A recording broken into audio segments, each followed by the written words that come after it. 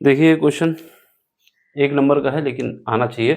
जैसे इसने बताया कि हमारे पास चार्ज जो है, आवेश जो है Q एक समान चुंबकीय क्षेत्र B में समांतर वेग V से गति कर रहा है। समांतर वेग V से गति करने का मतलब है कि हमारे पास अगर चुंबकीय क्षेत्र x एक्सिस पे है तो हमारे पास जो चार्ज है वो भी x एक्सिस पे ही मूव करेगा। समझ रहे हैं बात को?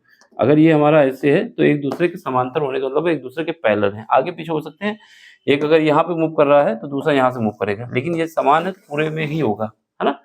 तो पोजीशन से मतलब नहीं है, बस हमारे पास पैरेलल होने चाहिए। ठीक, तो चलो वैसे बना लेते हैं। तो हमारे पास क्या है, चुंबकीय क्षेत्र हम दिखा देते हैं। चुंबकीय क्षेत्र हमारा ये है, इलेक्ट्रिक फील्ड नहीं बी है। ठीक है, तो ऐसे हम इसको दिखा दे रहे हैं। और यहाँ पर जो आवेश है, चार्ज क्यू है, ये क्यू चार्ज जो है ये हमारे पास ऐसे मूव कर रहा है वी स्पीड से, और ये एक दूसरे से कितना एंगल बना रहे हैं, क्योंकि ये एक दूसरे के पैरेलल है तो इसलिए एंगल जो है वो 0 डिग्री है।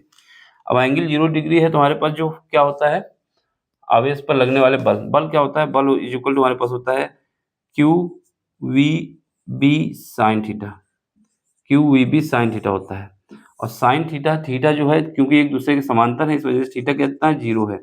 जब थीटा 0 होगा तो फोर्स कितना हो जाएगा, क्यू वी बी साइन 0 की वैल्यू 0 होती है तो पूरा फोर्स 0 हो जाएगा। तो ऑप्शन हमारा क्या आ जाएगा, 0।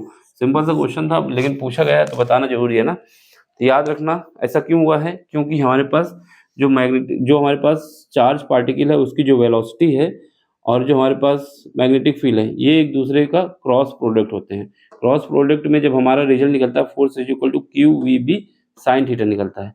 अगर डॉट प्रोडक्ट होता तो Q V B cos theta निकलता, लेकिन ये कैसे होते हैं, क्रॉस प्रोडक्ट यानी वेक्टर प्रोडक्ट होता है, इस वजह से ये हमारा आंसर आएगा। ठीक है, फिर इसमें हम थीटा की वैल्यू 0 जब पुट कर देंगे तो हमारा जो फोर्स हो जाएगा 0 होगा। हाँ, अगर ये इसके परपेंडिकुलर जाता तो क्यू वी बी आ जाता। तो ऑप्शन हमारा थर्ड पार्ट होगा।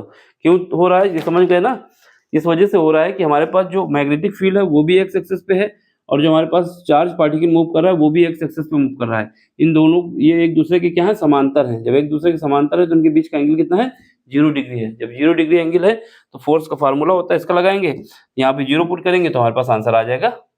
ठीक, अब अगर आपको समझ में आया है तो लाइक करें, शेयर करें, सब्सक्राइब करें और अपना सपोर्ट भी दें। बाकी किसी क्वेश्चन में दिक्कत आती है तो टेलीग्राम में आइए, वहाँ क्वेश्चन पूछिए, जितनी जल्दी होगा हम आपको उसका सलूशन देके बता देंगे। ठीक है, चलो bye, take care, thank you.